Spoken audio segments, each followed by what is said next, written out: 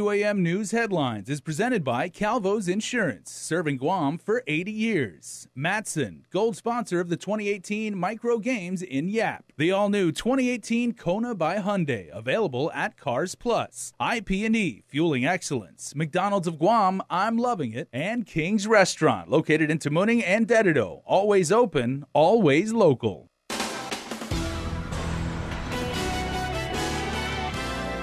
Coming right up on this edition of Primetime, a newborn baby boy left at the front door of a home up in Dedido. Authorities are investigating the matter. Plus, the FBI is now involved in the investigation into the killing of a teen also in Dedido. And also tonight, one former DOE teacher fired because he's running for public office speaks out. Carmen Terlahi has that interview. And we welcome all of our viewers, both Guam and worldwide, to Primetime. I'm Jason Salas alongside Sabrina Salas-Matanani, and we have absolutely shocking news to lead off our broadcast as a newborn baby boy was discovered abandoned in front of a home up in Dedido Tuesday morning. The infant is now under the custody of Child Protective Services while authorities investigate the matter. It is tonight's top story with Nestor Lecanto. The shocking discovery was made around 8:30 a.m. by the elderly in-laws of Dedido resident Bao Win, who said the laundry basket carrying the newborn was set down right by their front door. They just saw like the shadow in the front of the house. Somebody washed, we have the faucet in the front, so they washed the hand and the lady walked away. So you saw the lady who left the infant? Yeah, my father-in-law saw it. Yeah, so he's scared, saw somebody, drop something there. So he called my mother-in-law because my mother-in-law can walk. So we got out there, saw the baby. Wynn's in-laws caught only a brief glimpse of the woman and think she might be local. He called 911 and fire and police personnel responded and turned the newborn over to CPS. Social Services Supervisor Mayfei Moiko says a crisis worker is assigned to the case and the infant remains in the care of CPS. Child Protective Services and the Guam Regional Medical City confirm that the baby boy was brought here to the hospital for medical observation. Wynn has no idea why the mother chose to leave her baby at his in-laws' house, but speculates she might live in the area. He saw a partial umbilical cord and fresh blood on the baby's stomach. He's just glad they found the newborn when they did, because there's no telling what could have happened to him. Actually, the baby in he's good boy. He just sleep, not crying or anything. Big boy look like maybe 8 powder. I don't know what any reason to her, but it's to all the mother out there. If happened to them, just bring the baby to some adoption, so have people take care of the baby. Because the job there, what happened, we don't find the baby on the right time, then, Anything could have happened to the baby. CPS's Moiko says they will ensure that the baby boy is protected as they work the case. She hopes for the child's sake that someone comes forward. For Guam's News Network, I'm Nestor Lecanto. In a statement, Governor Eddie Calvo and First Lady Christine said it breaks our hearts that this occurred in our community, but we rejoice that the baby is healthy and safe. Our thoughts and prayers are with this child. I want to ensure the public that this innocent baby is in the very capable hands of Child Protective Services within the Department of Public Health. They are trained to manage this type of delicate situation. We urge anyone that might have information to come forward and speak to the proper authorities. Well, in other Island News headlines tonight, the federal government is getting involved in the homicide investigation of 15-year-old Timika Nauta. GPT today confirms that trace evidence collected by detectives has been sent to the FBI for analysis. Authorities say the case remains a top priority for the department as efforts are ongoing to find the teen's killer. More than a week ago, police responded to her family's home along Salangkotda up in Dedido. Nauta had evidently been stabbed. Investigators have yet to release further details about this case, but anyone with any information, please come forward.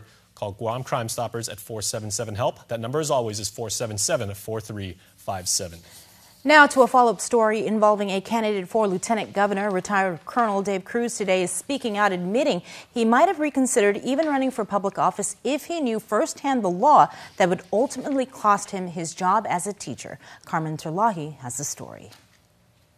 The ultimatum that DOE gave retired Colonel David Cruz was he either quit running for lieutenant governor or resign as an ROTC instructor at JFK and face termination after a petition sent by former Senator Robert Klitsky blew the lid on the legality of running for higher office while holding a government job, regardless if that employee was classified or unclassified. DOE firing Cruz on Monday. It did make me feel good, to tell the truth. Not good at all. So, that was my livelihood. Why didn't anybody catch us at the very beginning and inform me? I would have never gone forward. And wait till the time I file my candidacy. Boy, they really fumbled the ball on this. They really did, Carmen. Right. And now they're backtracking, and I'm now collateral damage in this whole process. Cruz tells KUAM he sought legal counsel before filing. His contract signed off by Governor Calvo and Attorney General Elizabeth Barrett Anderson. The AG admitting, however, she would have never signed off had she known Cruz's contract was to be used as a way to circumvent the Mini Hatch Act, which prevents government employees from campaigning. I'm here to clarify the review of the contract was not for the purpose of allowing Mr. Cruz to run for political office. It was to place him in the position of an unclassified employee who, employee again, I'm not saying consultant, I'm saying employee for the Department of Education's ROTC program. If I had known that this was the purpose of the contract, I probably would have given it a queer eye and looked at it. I don't know going backwards in time, how I would have taken the fact if this was to subvert and to circumvent the Mini Hatch Act, I probably would have said no. To that, Cruz responds. They all signed off on it. Clearly, somebody fumbled along the way. And Klitsky petition really cites some really strong arguments.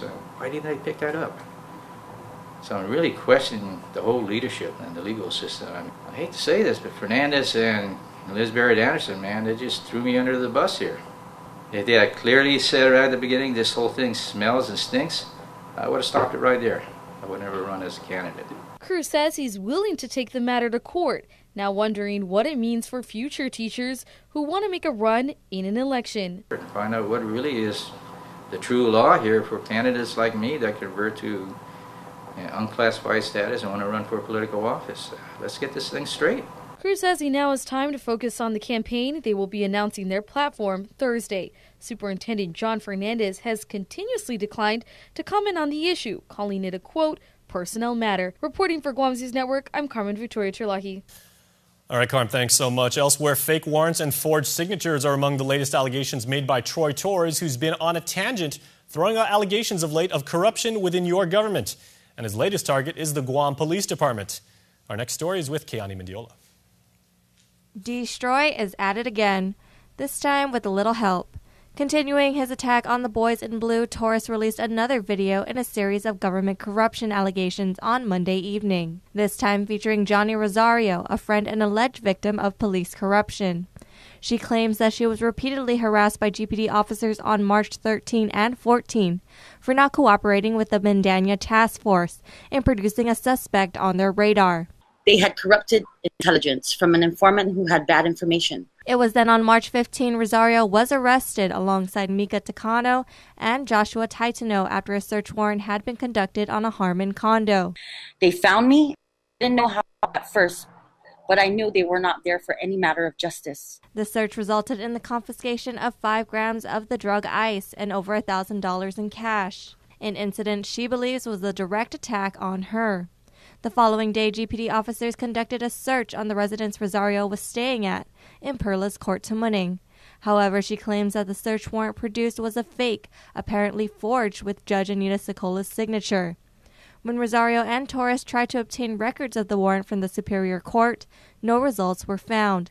Sean Gumatata, the Judiciary's Director of Policy Planning and Community Relations, could not confirm if Judge Sicola's signature was forged or if the warrant is valid, because he says no warrant had been filed with the Clerk of Court. He adds that law enforcement is given 10 days after a search warrant has been executed to be returned to the court and signed off by the judge, making it public record. Reporting for Guam News Network, I'm Keani Mendiola. In response to this issue, Guam Police Department spokesperson Sergeant Paul Tapao tells KUAM News that his agency respects the First Amendment, but he would not be making further comment on the allegations made by Torres. There's a slight delay leading up to the trial for one of the men accused in the 2017 murder of Gilbert Alvarez Jr. Malo Sally appeared in court today. His attorney Jay Areola telling the judge he is still working to secure a forensic pathologist expert before taking the case to trial. As reported, Alvarez was found lifeless on the side of the road in Manilao early last year. He was apparently giving the suspects a ride when they allegedly conspired to beat him and steal his truck. Their cases have been severed due to their conflicting alibis. The second suspect, A. Last Cimarron, is set to go to trial on October 4th. Sally will return to court on September 4th for a further proceedings hearing. An inmate caught with a mobile phone before being accused of assaulting a corrections officer in the prison pleaded guilty in Superior Court today. Mark Demetrio Torre was charged with promoting major prison contraband as well as assault on a peace officer earlier this year. Authorities say a corrections officer witnessed a hand-to-hand exchange of a cell phone between Torre and another inmate. Torre then allegedly headbutted the officer who had confronted him. He was sentenced to 3 years with all but 18 months suspended and credit for time served. Stay tuned. There's a lot more news right here on Primetime. There are more ways to experience KUAM News than any other source on Guam. Download the KUAM News app for your Apple or Android device for 24/7 news, sports, videos, weather, streaming with KUAM radio, and important news alerts. And stay connected at home with Guam's first app for Apple TV.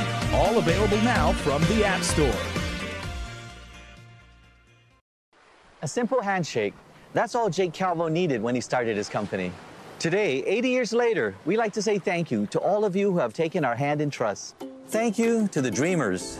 Thank you to the realists. Thank you to the family-oriented. Thank you to the entrepreneurial. Thank you to those climbing the corporate ladder. And to the ones starting a new life together. Thank you to the traditionalists and the edgy. To the young at heart and the old souls. Thank you to the daring, to the protective, to the practical. Thank you to the hopeful. To all of you from all of us, our deepest, happiest, and infinite thanks. 80 years here for you. 80 years thanks to you. Calvo's Insurance, a legacy of trust. On my last day at the court, I was presented this jar of Post-its. During the presentation, they said, Josh, we asked every single employee to write down a word that best describes you. They must really believe it's an important thing that they need to share with me. So it's quite humbling when you see, what people think of you. Professional, leadership, visionary, articulate, dedicated, admirable, caring. It meant to me that people that worked for me were very happy with my leadership. They were very thankful for my leadership, and they were impacted by my leadership. I want to serve as a lieutenant governor because the skill sets, my experiences, and my energy, and this is an opportunity for me to help push a vision. That's the reason why I'm willing to take a risk and run for office. I'm Lilian Guerrero, and I approve this message. In this divided world, there are still things that unite us. Great music, thrilling games, and the love for that perfect burger. Ruby Tuesday Guam, for the love of burgers menu. For a limited time, get an amazing burger for just $11.99. Lunchtime at Ruby Tuesday Guam. More ways to experience Guam via KUAM News, giving you what you want, when you want, and how you want it. From smart devices, Alexa, what's in the news? Here's your flash briefing. Over the web, on mobile, on streaming platforms, with immersive, interactive formats, and via social media where it's more than just content, it's conversation. More ways to keep you informed and entertained whenever you want it, wherever you are, on whatever device you're using. Welcome back, everybody. Filing is now officially closed for those wanting to run for public office this election season. Our Nick Delgado joins us from the Guam Election Commission downtown with the way the things look down there. Hi, Nick. Yeah, that's right. The deadline has come this very day. The door here at the Guam Election Commission now locked for anyone who's wanting to file, as the deadline here is today, Maria. You see the list here, at least more than 50 people making it to file for candidacy. And so, Maria, now the real work begins for the Guam Election Commission. What comes next? We have a meeting for tomorrow night at 5:30 p.m. here at the Guam Election Commission. Tentatively scheduled ratification meeting on July 2nd at 5:30 p.m. right here at the Guam Election Commission office. Right, I'm sure at that moment you guys will be going over all the documentation that has been filed with the 50 plus potential candidates to determine whether or not they'll actually make it onto the ballot this primary. That's correct, and we will begin after the ballot placement drawing. We will again begin to put the names on the ballots so we can start printing. All right, we'll be right alongside to see what names go on that list, as well as bring it to you on KUAM and all our social media platforms until that final vote comes in on primary day. Back to you in the studio. Thanks, Nick, and we'll have the list of candidates that filed by today's deadline on our website. And now that the candidates have filed, we will be kicking off KUAM's coverage of Decision 2018 starting Wednesday at 6:30 p.m. We will launch D18 tonight on KUAM TV8, followed by our digital exclusive show on Facebook, The After Party. Our guests for D18 tonight are your senatorial candidates, Republicans Roland Bloss and Ben Servino, and Democrat Jose Terlahi. Now, I love a good after party, and tomorrow's is going to be very, very good because we will have scheduled to appear as analyst former Senator Roy Respicio, who will be here, along with current Senator Fernando Esteves, who, of course, is not seeking re-election, and Callan Perez. He is a community activist. Both shows will air Wednesdays and starting next Mondays and Wednesdays throughout the D18 election season. And both shows are completely interactive, meaning when we are streaming on Facebook Live and YouTube, you are encouraged to provide your comments and questions, and then we will ask them to the candidates directly. That's D18 tonight and the after party back-to-back. Shows kick off at 6:30 p.m. live. In other news, independent auditors have given an unmodified clean opinion on the Guam Solid Waste Operations Fund financial statement. A report released by the Office of Public Accountability states GSWA operational funds collectively decreased by $7.8 million due to increases in the contractual service payments for transfer station projects. A separate management letter identified 3 deficiencies, including the delay of transfer from federal receiver Gershman, Brickner, and Bratton to GSWA. Additionally, tipping fees, which are GSWA's main source of revenue, decreased by $66,000 in FY 2017. The audit does note that GSWA intends to enter into new agreements after the receivership and provide a corrective action plan. You can read the audit at opaguam.org. Now, students participating in this year's Pinkesai Hadza event are traveling for the month of July to Guam's sister island of Rota up north. The program is all about teaching the youth about culture and tradition in an effort to preserve Chamorro practices and key to sustainable future. Here's the Rota's mayor. And so there's going to be a lot of hands-on experience, and I know the kids are going to enjoy it because, it's something new, and we want our youth to understand Chamorro, the language, the culture, and all this stuff, even fishing, hunting, and all sorts of stuff that we do as Chamorros. There are but a few spots left to the trip to Rota, and it's a fun trip. It's a good time up there. You can contact Zita Pangilinan, who is the president of the Hadza Foundation, for more information. Her number is 727-7717. That's 727-771. GTA is teamed up with Catholic Social Services once again for its annual back-to-school supply drive to benefit the island's children in need. Officials say the effort caters to the needs of low-income families currently under the financial pressure to purchase school supplies for the new school year. The goal is to ultimately inspire others to give back. So starting today through the 30th of July, GTA is accepting supply donations at all retail locations and at Catholic Social Services main office in Barrigada. Okay, my friends, if you remember anything from tonight's newscast, let it be this. When thunder roars, stay indoors. That is precisely the theme of this year's Lightning Safety Awareness Week, which is being celebrated from June 24th through the 30th. Homeland Security and Civil Defense, along with the National Weather Service, remind residents to please be aware and stay educated on lightning hazards to reduce the number of injuries and casualties. A few basic tips to follow include, if a thunderstorm warning is issued, you want to find shelter right away. Also, obviously, you want to stay indoors because it could be quite dangerous if you head outside. You want to pay close attention to alerts and warnings. You want to unplug all appliances because they may have power surges. And lastly, you want to avoid using landlines. Those cell phones you have, very, very handy, and you want to use those in case there is thunder or lightning. You can go to ghs.org for more information. And staying with weather news, here's your forecast.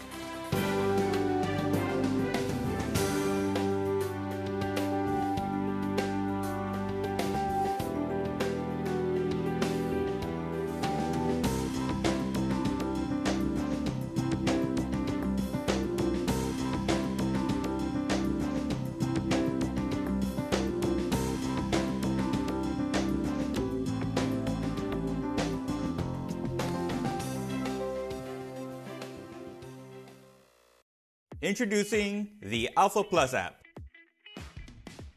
Pay insurance premium online using the Pay feature. Get estimate quotes for auto, home, commercial, and other insurance offered by Alpha Insurers. View our list of exclusive deals available at our partner merchants. So download the all-new Alpha Plus app on Google Play or the App Store. Alpha Plus, make every day a plus. We only have 30 seconds to describe the newest specialty flavor in the Signature Crafted Recipes collection by McDonald's, Garlic White Cheddar.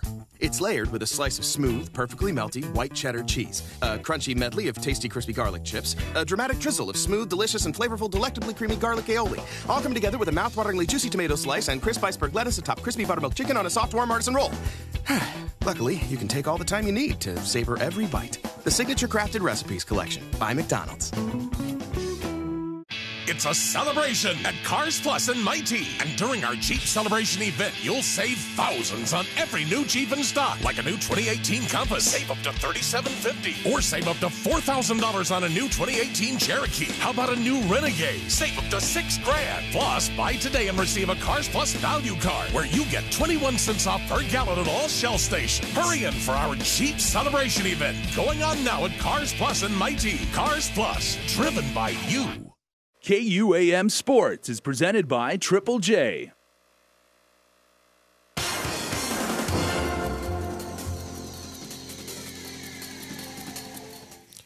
Dave Delgado here for KUAM Sports, brought to you by Triple J. We get you started now with boys basketball highlights from the Guam Elite Center in Teason. Check it out.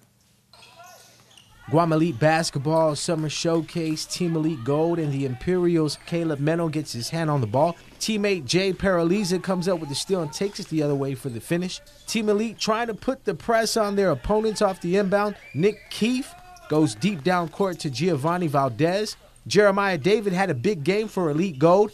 David goes right through the heart of the defense and drives through the lane for the left-handed scoop shot. Nick Keefe with another assist to Giovanni Valdez, who goes off window for another Imperials basket. Kyle DeLeon avoids getting a shot blocked and gets the left-handed baseline floater to fall for 2 points. Imperials put up the shot from the outside. Ball rolls off the rim and gets tipped out to Trevor Bigler, who attacks the basket and gets the shot to fall right over an Elite defender. Team Elite Gold pick up the double-digit win on their home court. Evan Brown with the assist from Trayvon Jacobs. Nice, tough shot baseline. Drops in for another 2 points in his team's win. There was a visiting women's rugby team from Japan on island, taking part of the Sunrise Sevens Friendship Tournament held at the Weddingale Rugby Field. The tournament was hosted by the Guam Rugby Football Union and Guam Rotary Club. The Ryutsu Keizai University team was able to play a few games against 3 local teams in the Friendship Tourney. The tournament was put together as part of the 20th charter celebration for the sister Rotary clubs of Guam Sunrise and Ryogasi Chuo from Ibaraki, Japan. Game results: Barbarians got the win over Hagen 12-5. GWTS slipped past RKU Grace 14-10. The visiting Japan team bounced back and picked up the big win over Hagen 57-0. GWTS beat the Barbarians 21-0. RKU Grace from Japan picked up another shutout win over the Barbarians 35-0. The 17th Annual Association of Government Accountants Guam Chapter 5K Run Walk this Saturday at Chamorro Village. Showtime is at 5 in the morning with go time set for 6. Proceeds will benefit the Herminia Durking Scholarship for UOG students. T-shirts, raffle prizes, and refreshments will be available. For more info, email Francis at francisdanelli@gmail.com or yuka@yhetchinova@guamopa.com. In futsal news, the Bank of Guam Lady Strikers opened the 2018 Bud Light Women's Futsal League with a 7-3 win over defending champions Lady Crushers at the Guam Sports Complex Gym in Harmon. Quality Distributors got the 9-3 victory over heavy hitters Nutrition Mission Heat. Guam Shipyard defeated the venue Sidekicks 7-1. ASC Trust Islanders FC picked up the 8-3 win over Team Moses. The Bud Light Women's Futsal League continues on Sunday with 4 matches at the Guam Sports Complex Gym. Guam Shipyard will take on the ASC Trust Islanders FC beginning at 2 in the afternoon. Team Moses will face heavy hitters Nutrition Mission Heat at 3. Quality Distributors take on the Bank of Guam Lady Strikers at 4. The Lady Crushers go up against the venue Sidekicks at 5 p.m. Well, that's going to do it for sports. We're back right after this. Welcome to No envelopes? No deposit slips. Welcome to Wow. That's it. That's really easy. Welcome to the new Bank of Hawaii Easy Deposit ATMs for personal and business accounts. Just insert your checks or cash. No deposit slips or envelopes. Confirm your deposit and get a receipt with your checks printed right on it. Welcome to the next generation of Wow. Cool. Easy. Welcome to tomorrow. Bank of Hawaii.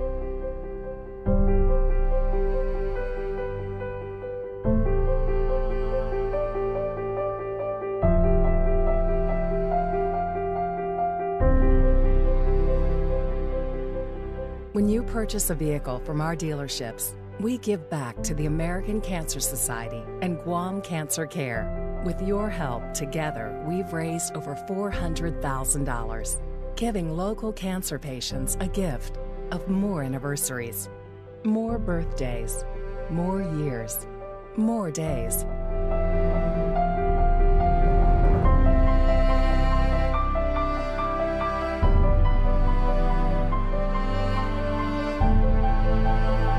Together, we're giving them the gift of time. Triple J, customers first. All right, it's our first time doing the Cold Stone Creamery Birthday Club Standing Up. So here are tonight's new recipients, and we start off with Mason J. Castro Ricaldi. Happy 6th birthday to our grandson. This comes from Papa and Pama Castro. Happy birthday going out to Dave Miles, a.k.a. Fish. May you have a great and blessed birthday from your brothers at the Agate Fire Station. Also, happy 78th birthday to Patricia Kinata. Mom and Nana, we love you, says your family. And to our very own Ebbet Sapita, happy birthday. He's, of course, a very spry 23. Happy birthday, Ebbet. And happy belated birthday wishes to Francis Toves tonight. Happy birthday, everybody, from the Cold Stone Creamery Birthday Club. If you would like to be a part of the club, please just go to KUAM.com and register. Stay tuned. Extras next with Carmen. Closed captioning is brought to you by IT&E.